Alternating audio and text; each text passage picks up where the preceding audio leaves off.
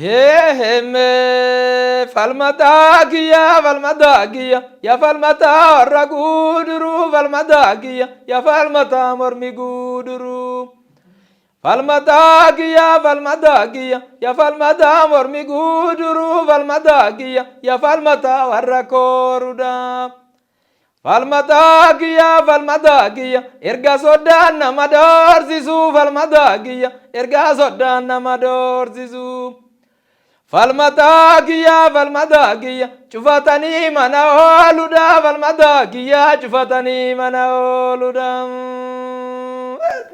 شفتني من أولو يمو اتباني شابسوي دبين كبدي بيدا دبين كبدي كيتشا من الزراديمنا Egaa kabajamtoota daawwattoota keenya gamanaan gaazexeessaa Jirraa Miidiyaa Neetwork akkasumas immoo poozishinii isaan irratti daayirektara olaanoo ta'ee kan tajaajilaa jiru gaazexeessaa Rabbirraa Leenjisaa poozishinii wal fakkaataa irratti argamna. Inni illee achitti boosidha.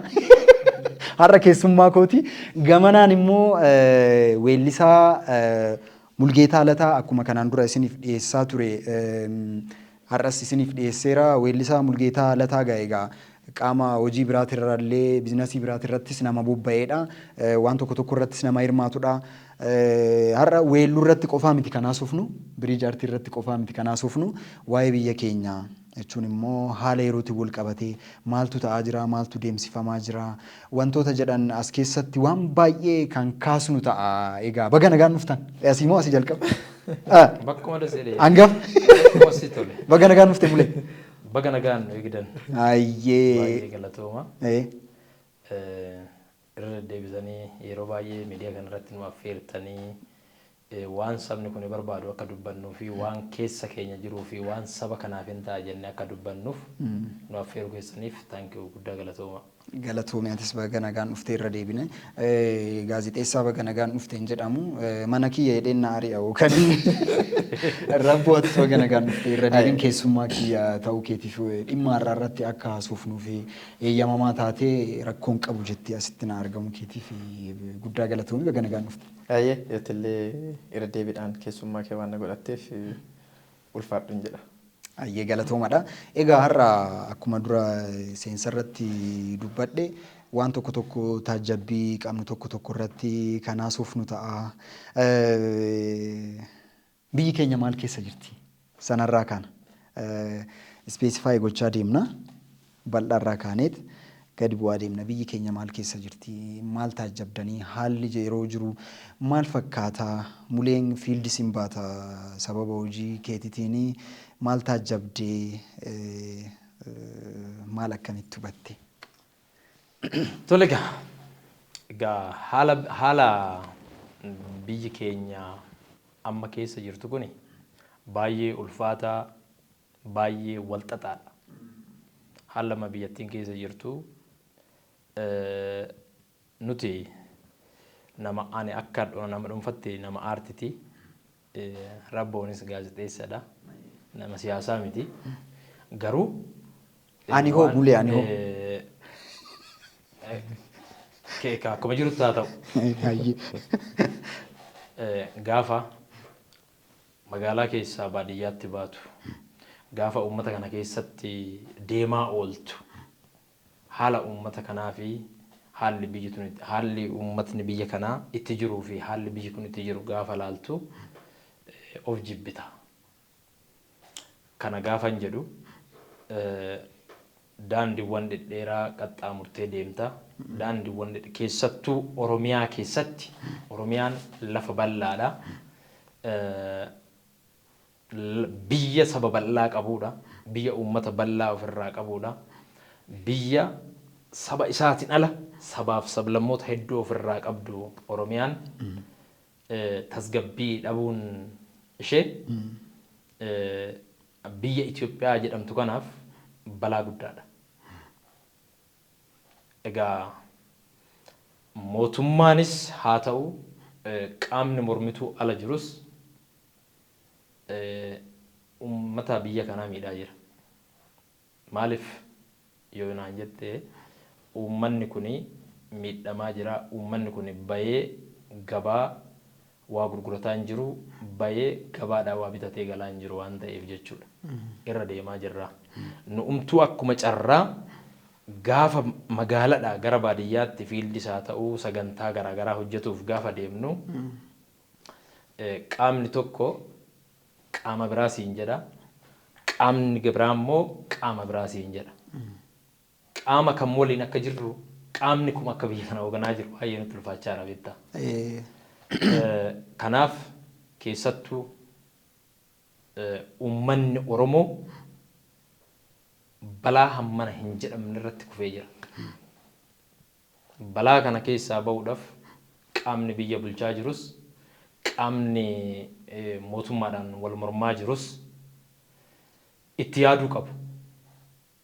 Har'a saba kana miidhee, saba kana xiqqeessee, saba kana roorrisee, itti roorrisee sabni kun hiyyummaadhaan beelan yoo rukutame boru eenyu bulchuudhaaf eenyu haa ta'u eenyu akka deemaa jiru anaaf gaaffiidha. Mulee galatoomii gara Rabbirraatti hin deebi'a. Egaa Rabbu muleen yeroo sochii adda addaa taasisu waan taajjabe waan isa quunname irraa nuuf kaaseera gara isaatti gulan ammoo hin deebina. Akkuma muleen dura kaase immoo walitti quba qabuun quba kana gidduu warri jiru akka miidhamaa jiru uummanni akka miidhamaa jiru gara baadiyyaallee deemtee boo'a namaallee awwaaluun firallee awwaaluun akka rakkisaa ta'e dhagaa warri biraas kan nu kaasan muleenis sanuma nu kaase maaltu mala kan jedhu gara dhumaati kan itti dhufnu ta'a. Rabboo ati yoo gara keetiin kana gidduutti ati immoo nama miidiyaatis wanti oolmaa keetiin wanti hubattus jira miidiyaalee garaagaraa irraa yookaan immoo informationii odeeffannoo garaagaraas wanta si bira gahaa ooludha. Waan kana argaa dhageettii kanarratti maal jetta? Yeroo baay'ee beektaa rakkoonummaan haasa'uun keenyayyuu waan rakkoo nutti fidaa jiru natti fakkaata. Akka hin taa'ee taasifuu jirutti wantoota yeroodhaa gara yerootitti biyya kana keessatti jechuun akka biyyaatti haasofna. Wanti akka biyyaatti nu haasofsiisu waan baay'ee jira waan ta'eef wanti akka biyyaatti si haasofsiisu wantummaan biyya kun qabdu hundi kee waan ta'eef akka biyyaatti haasofta. Yeroo baay'ee wanti gara kanatti nu geessaa jiru wanta har'a keessa jiru kanatti nu fidaa jiru kun rakkoo haasa'uu keenya hin jechisiisa. Maaliif jennaan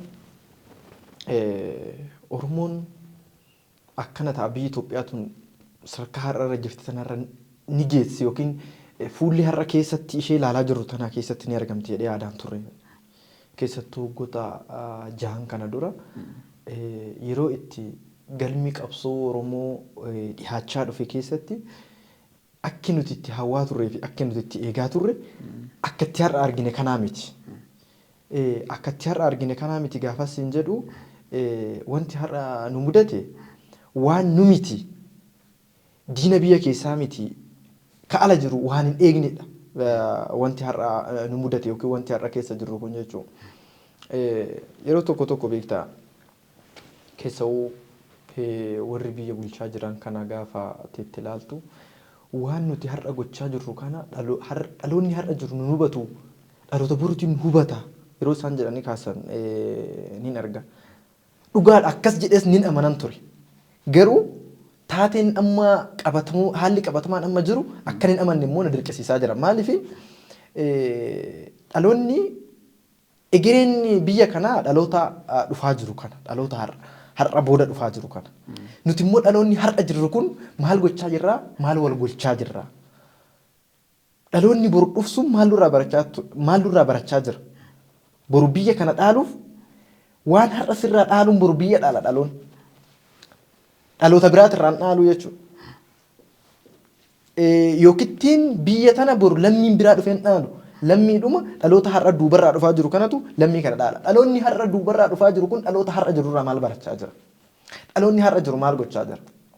Dhaloonni har'a jiru kun akka sabaatti akka biyyaatti hayyuu jira. Hayyuu yoo jennu hayyuu seenatii jira, hayyuu aadatii jira, hayyuu siyaasatii jira. Hayyuu gosa baay'ee jira. Hayyoota kanarraa maaltu baratamaa jira?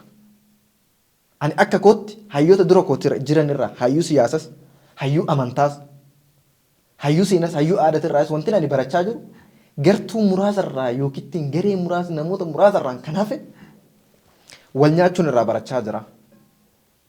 Wal qoccooluun irraa barachaa jira. Anas si beekan irraa barachaa jira. Anas sirra beekan irraa barachaa jira. Waliin biyya ceesisuu osoo hin taane biyya gara qileetti geessuun irraa barachaa jira. Akka nama tokkootitti yookiin akka dargaggeessa nama geessa tokkootitti hayyoota na fuuldura jiran hoggoota shanan kana as wanti nan irraa barachaa jiru kana irraa barachaa jira. Garee kaan irraa maalan barachaa jira? Saamichaan irraa barachaa jira. Warra nafa fakkaatanii fi warra umuriidhanis sadarkaa barnootaatiin sadarkaaleewwan adda addaatiin na fuuldura xiqqoo jiraniif sadarkaa leeveliin ani irra jirurra jiran hedduu irraa immoo wanti ani barachaa jiru gubaatii haadholii keenya boochisuu abboota keenya boochisuu gujuuraa dhiiga dhangalaasuu kana irraa barachaa jira. Ani immoo gara mittaan deemaa jira. Dhaloonni bordudduuba keenyarra dhufu maal barachaa jira? Dhaloonni leevelii paarsantaa waan muraasa anarraa gadi jiran maal barachaa jiru warra kanarra? Dhaloonni kun boru biyya kanaaf abdiidha jettee yaadda? Jettee yaadda? Warri silaa biyya kanaaf waa kaa'u jettee ati yaaddu, waa akeeku jettee ati yaaddu, dantaa dhuunfaasaa akeeka. Dantaa dhuunfaasaa akeeka. Fakkeenyaaf siyaasolii dhaabolee biyya kana keessa jiran siifaa fudhu. Dhaaboliin biyya kana keessa jiran dhaabolee hedduu turanii amma garuu gara dhaabolee muraasa gad dhufanii jiran. Akka sabaatti yoon sii kaase Oromoon dhaabolee hedduu qaba. Dhaaboliin Oromoo ijjannoon dhaabolii Oromoo kaleessaa sun akkam ture? Har'a immoo ijjannoon dhaabolii siyaasa Oromoo maal fakkaata? Maalirra jira? Dhaaboliin siyaasa Oromoo har'a kan mootummaa mormuu jira, kan mootummaa waliin dalagu jira. Yeroo darbe waan kana irraa kaasaa turre karaa miidiyaalee biraas kaasan tureen parsanaalee jechuun. Dhaaboliin siyaasaa dhumaatiin kun isaan gammachiise moo isaan gaddisiise? Gaafa teessee ilaaltu keessattuu dhaaboliin siyaasa mootummaa waliin hojjechaa jiran dhumaatiin hawaasa kanaa waan isaan gammachiisaa jiru natti fakkaataa gaafin taa'ee ilaalu. Callisuun isaanii maal ibsaadha? Callisuun isaanii maaliif jennaan dhaaboliin siyaasa mootummaa waliin hojjechaa jiru Oromoo qofa biratti miti. Sabni rakkoo keessa jiru Oromoo qofaa miti. Tigreenis rakkoo hamaa keessa jira. Uummanni Amaaraa rakkoo hamaa keessa jira. Rakkoon kun kan irra ittiin gahaa jiru saba biraatiin miti. Oromoo irra rakkoon gahaa jiru naannoleewwan godinaaleewwan muraasa daangarraa raan kan hafe rakkoon irra gahaa jiru ilmaan isaatiin. Amaaraa yoo fudhatte ilmaanuma isaatiin. Tigree yoo fudhatte akkasuma. Rabbo wanta fuulduraatti itti deemuuf jirru na jalaa tuqaa jirta. Gaarii deemaa jirta. Isin lachiifuu waan tokkoon kaasa yaada irratti kennitu. Waa kana hundarraan nu gahe akka biyyaatti haasa'aa jirra. Ispeesifaayi goone immoo gara immoo naannoo keenyatti immoo gara irra jiraachaa jirrutti wanta taajjabne kan irraa kaasnu ta'a. Waan bareedaa. Akka biyyaatitti duratti kaameeraan duuba waliin haasa'aa turre. Naareeshiniin yookaan immoo seenessi biyya kanaa ka'umsa ta'innaa laata. Siyaasa amma jiru kanaaf yookaan immoo wanta amma boora'e kanaaf wanta qaamni wayii wanta boora'een calaliisa yookaan immoo wanta boora'een tasgabbeessa jedhee itti dadhabee wal lolaa jiruuf wal dhamaasaa jiruuf nama biraallee rakkoo keessa galchaa jiruuf ka'umsi seenessa duraanii ta'innaa laata. Warri amma mootummaatti gamaa jiran warri mootummaanis isaanitti gamaa jiru keessumaayyuu waa'ee mana amantaa kaasuun ni danda'ama. Sirnoota darban keessatti jennee kaasuu dandeenya. Waggoota 330 eega keessumaayyuu kiristaanummaan biyya kana keessatti hundeeffatee jedheetoo mana barumsatti akka nuti barannetti waggaa akka dhaloota Kiristoos after Christ 330 booda hundeeffamee wanti jedhamu jira miti. Sana wal qabatee manni amantaa fi mootummaan hariiroo cimaa waliin qabaataa turan. Sun immoo eenyu akkamitti ilaalaa ture? Eenyu waaqa fakkeessee, eenyu ergama fakkeessee, eenyu seexana fakkeessee dhufaa ture har'a walitti nu buuse. Sanatu har'a siyaasa keenyaafis boora'insa yookaan immoo tasgabbaa'insa dhabuu fidee laata? Waan tokko tokko wanti ilaalaa jirru jira miti. Akkuma dura tuquuf yaalte namni abbaa amantaatii warra siyaasaallee walitti araarsa. Namni ati jettu har'a gadi ba'eet abbaan ta'e haa rukutamu, abbaan ta'e akkanaa godhu, abbaan ta'e rasaasaa dhuguu jedhee dubbata namni amantaa. Namni siyaasaas akkasuma waan isarraa hin eegne dubbata. Walitti konfileektii kana kan fide yookaan immoo bu'uurri wanta kana seenaa ta'inna laata jedheen yaadaan. Maal jettu sin asirratti? Wanta nurratti fe'amee as ga'e laata? Mulee jedhii rabboon itti Egaa rabbiraan waan baay'ee dubbateera asirratti. Harka dhibba keessaa dhibbatti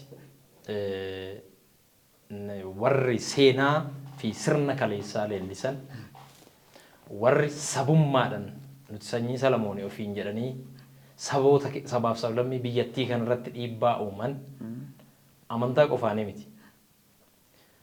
Eenyummaadhaan illee lammummaadhaan jechuudha. Lammummaadhaan የሰለሞን ዘር ነን jedhamu afaan Amaariffaatiin beektaa. Salamooniክ daanaastii wanti jedhamu jira. Achi keessa immoo maaltu jira? Ilmaan waaqayyootu nuti jedhu. Namni ji'a sagaliin dhalate kamuu addunyaa kanarratti ilma namaati jennee fudhanna nuti. Akka dhalataa ilma Oromootti akka Oromoottis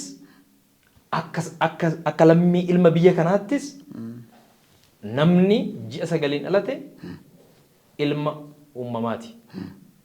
Garuu achi keessa dubbii dhokataatu jira. Akkuma atuu kaaste sirnoonni kaleessaa yoo agarte sirnoonni kaleessaa sirna Amaaraanaayizd waan jedhamutu jira beektaa. Sirna Amaaraan fi amantaan kiristaanaa wal qabatee deema. Sirni kun immoo moototiin sirnoota darban biyya kana bulchaa turan sirna amantaa kiristaanaa hordofaa turan warra beeta kiristaana keessa galanii qaddasaa turan kan akka Haayila Sillaasee jechuudha. Yoo fudhannee yoo amantaa kana hin hordofne yoo afaanillee hin dabalata achi keessatti hubadhu. Afaan Amaariffaa afaan biyyattiiti. Ittiin haasa'aa jirra, ittiin waliigalaa jirra. Sana ta'uusaa jibbinee osoo hin taane afaanichumtillee sirna akka sirnaatti ilaalu warri amantaa sana warri amantaa ortodoksii amma waan godhan argaa jirru kana isa qeessa abbaa bahiree kaleessa godha jedhamu sana dhibbatti nu mirkaneessaa jiru.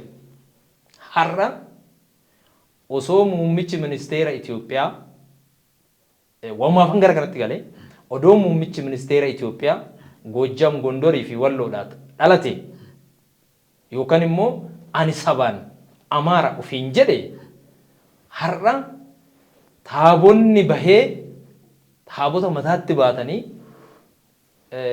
ግንባር በለው ዘሩ ይጥፋ kun maal agarsiisa jibbinsa sabootaaf sablammoota biyyattii kanarra jiran han Oromoo waan ba'ee mul'ateef nuti Oromoo waan taaneef osoo hin taane hawaan kana kaasaa jirru biyyi Oromoon fi Oromiyaan hammi ummata kanaatiif hammi lafa isaa walqixa waan ta'eef Oromoon xiqqoo ol ka'ee mul'ate malee biyya kanarra sabaaf sablamoota 83 jira. Sabaa fi sablamoota 83 kana dhiitee walitti bukeessee biyya kana godhee amantaa takkaa fi aadaa tokkoon bitee akkuma kaleessaa akka mirga isaan gaafan akka eenyummaa isaatti boonee hin jiraan akka aadaa fi afaan isaatti hin fayyadamne gochuudhaaf sirni kaleessaa seenaa odoon taane sirni kaleessaa har'as deebi'ee warroonni sirna kaleessaatiin ijaaraman akka deebi'ee biyya kana bulchoo kan bitu gochaa jiru. Sun immoo kana booda bishaan yeroo adoolessaa roobee darbe ol hin deebi'u biyya kanarratti hin deebi'a jedhee yaadu. Dhaloonni qarameera. Dhaloonni bilchaateera. Of bareera. Namuu eenyummaa isaa gatee eenyummaa namaa hin barbaadu hin fudhatu. Sirni amma jirus yoo laalte amma Sinodoosiin mana amantaa Ortodoksii Oromiyaa hundeeffame. Sana kabajachuudhaaf walgaan bakka isaa walgaanii qabamanii har'a mana hidhaa jiru. Manni irratti diigame. Sirnatu ijaaramaa jira moo yookaan immoo sirna uummata kanaaf ta'utu ijaaramaa jira moo sirnuma kaleessantu dhoksaadhaan waan ta'e waan ifaa sitti agarsiisanii dhoksaadhaan garuu wanni biraa deemaa jira waan jedhu sana gaafii keessan galcha beektaa. Kanaan booda uummanni Oromoo uummata miliyoona 60 har'a gara miliyoona 70 hiikuun oollu. Miliyoona 60 jechaa kan turre yoo xiqqaate waggaa 10 waggaa 5 dura. Uummanni Oromoo miliyoonni 60 kuni amantaa garaagaraa haa qabaatu, biyya qaba, afaan qaba, aadaa qaba, amantaa qaba. Amantaa sana keessa namoonni amantaa Ortodoksii hordofan hedduudha. Namoonni sun immoo mirga afaan isaaniitiin amantaa Ortodoksii lallabachuu, waaqa ofii kadhachuu, ittiin jiraachuu, ittiin of ibsuu, ittiin of beeksisuu mirga guutuu qaba. Seera uumatuu jedha sana. Waaqeffataan akka waaqeffataatti, amantaa musliimaa kan hordofu akka amantaa musliimaatti, akka sabaatti garuu nuti saba Oromooti jedhee waliin jiraataa ture. Akka biyyattiitti, akka Itoophiyaatti afaan takkaan aadaa takkaan wanni jedhamu suni kana booda addunyaa kana irratti yookaan immoo biyya Itoophiyaa jedhamtu kana irratti deebi'ee hin ta'a jedhee yaadu warri kaleessa haalota hin taane lallabaa turanis aadaa fi seenaa kaleessaa deebisna jedhanii waan baay'ee gochaa warri jiran akkanumaan akka dhamaan beekanii mirgi biyya kanaatii fi mirgi sabaaf sablammii aadaan afaan walqixa akka ta'e wal kabajnee waliin jiraachuu akka qabnu beekanii akka waliin jiraannu jedha. Kanaafuu haa xiqqaatus haa baay'atus sirni kalee har'as walitti nu buusaa jira yookaan immoo seenessi kalee haalli seenan biyya kanaa haalli keessa darbee fi haalli seenan biyya kanaa itti barraa'e wantoonni sun har'allee walitti nu buusaa jira. Warri wanti sun akka deebi'an barbaadu jiru. Warri sun akka deebi'u warreen barbaadan jiru. Warri sun immoo akka ittiin deebine qaama warreen barbaadan jiru bichaa oduu hin taane ifaan ifatti argaa jirra. Kanaafuu ifaan ifatti argaa jirra gaafa jennu irra deddeebinee wanti nuti dubbannu maalinni mootummaan Itoophiyaa har'a biyya bulchaa jiru mootummaa Oromooti jedhanii waan amananiif har'a akkoo makiinaan konkolaataan tokko daandiirra deema manni amantaa tokko naannoo daandii sana jiraata naannoo daandii sana irraa bahaniiti hixaanni maal akka ta'e hin beekamu. Konkolaataa sana keessa nama amantaa Ortodoksii hordofu jira, Pheenxee jira, Waaqeffataa jira, Musliima jira, Buhaadizimii jedhamu jira, amantaa baay'eetu jira. Addunyaa kanarra namni hixaanni akka ittiin aarre barbaadu hedduutu jira. Waan nu malee biyya kanaaf mootummaan ijaaramu biyya bulchuu hin danda'u namni jedhee warra yaadu wajjiniin bulaa jirra wal ijaaraa jirra. Kana keessattuu immoo uummanni Oromoo kuni hoogantoonni Oromoo kuni maaliif akka wal nyaatan naaf hin galu. Oromoon har'a mootummaa ta'ee dhaqee qe'eesaatitti haadhaaf abbaasaa awwaalaa hin jiru. Qe'eesaatitti mootummaa ta'uu isaatu nan shakka. Maaliif? Biyya bulchaa jira. Haadhi isaa duutee yookaan immoo abbaan isaa du'e deemee qe'eetti dhalate dhaqee bosuma yookaan du'a haadha isaa du'a abbaa isaati irratti du'a obboleessa isaati irratti argamee haadhaaf abbaa isaa awwaallatee gara hojiitti deebi'aa hin jiru. Kanaafuu Oromoofis wanti nuuf hin galle jira. Dammaquudhaa qabnaa jedha. Dhugaadha kanuma. Gara rabbootti deebi'uufan jira. Gaafiin koo sirriitti irraa naa kaasteera. Seenaan kalee har'allee nu jalaa booressaa jira. Yaanni kalee sun har'allee wal lolchiisaa jira. nu booressaa jira, nageenya keenya nu dhabamsiisaa jira. Kaleessi har'a irratti dhiibbaa geessisaa jira waan jedhu irraa naaf kaaste. Galatoom, Rabboon maal jetta asirratti? Naareeshiniin yookaan immoo seenessi kalee ture har'a ammam nu miidhaa jira waan irraa taajjabdirra. Dansa maali beektaa? Seenessi kaleessaa akka itti seeneffames akka itti barreeffames rakkoo har'a nu qunname yookiin rakkoo akka sabaatitti mudate kanaa ol boru ganaa kan biyya raakuu hedduu jira seenessi Oromoo. Seenessi Oromoo keessatti waa'ee amantii kaastanii jirtu. Kaleessa warri ilaalcha san har'allee qaban waan jiraniif Amaara jechuun Itoophiyaa, Itoophiyaa jechuun Amaara, Itoophiyaa jechuun Ortodoksii, Ortodoksii jechuun Itoophiyaa warra jedhee ilaalcha warra akkasii qabutu kaleessa seenaa hedduu laaqee har'allee warri ilaalcha akkasii qaban hedduumaa jira. Seenaa kaleessaa keessatti seenaan barraa'uu jallatee barraa'uu qofa miti. Seeneffamni kaleessaa dogoggora ta'uu qofa miti. Wanti kaleessa seenaa keessatti Oromoo irratti raawwatame akka sabaatti raawwatame waan hedduudha. Akka ragaatitti waan hedduu kaasuu danda'an. Waan dubbisirraa, waan qoradherraa. Keessawuu Oromoo giddugalaa Oromoo Tuulamaa irratti seeneffama keessatti wantoonni raawwataman waa hedduudha. Seenaa Oromoo kaleessaa keessatti Oromoon Tuulamaa dachee isaatirraa buqqa'uu qofa Finfinnee irraa buqqee gadhiisee kaaba kibba bahaa dhiyaatti galuu qofa osoo hin taane guyyaa tokkotti qonnaan bulaan Oromoo 5,000 ol iddoo itti wareegametu jira. Iddoo itti rashanamee jira. Oromoon qonnaan bulaan Oromoo giddugalaa kun kaajira awwaalamee jira. Kuni maalidhaa? Seenaa keessatti nuti dhaloonni dhalataa sanaa taane keessi keenya madaadhaa ana parsanaalii na dhiiga. Yoo yaadadhu keessi koo na dhiiga. Maaliif jennaan akaakayyuuf akaakilee kootu jira awwaalamee. Guyyaa tokkotti qonnaan bulaan 5,000 rashaname jechuun boolla tokkotti dhume erga takkaa tarkaanfii irratti fudhatame jechuun qonnaan bulaan 5,000 yeroo sana har'a miliyoona meeqa? Haga kana dhala keenya nu gogsanii jechuudha. Kana gochuun jarri seenaa keenya jallisanii barreessuu yookiin seenaa keenya kaleessaa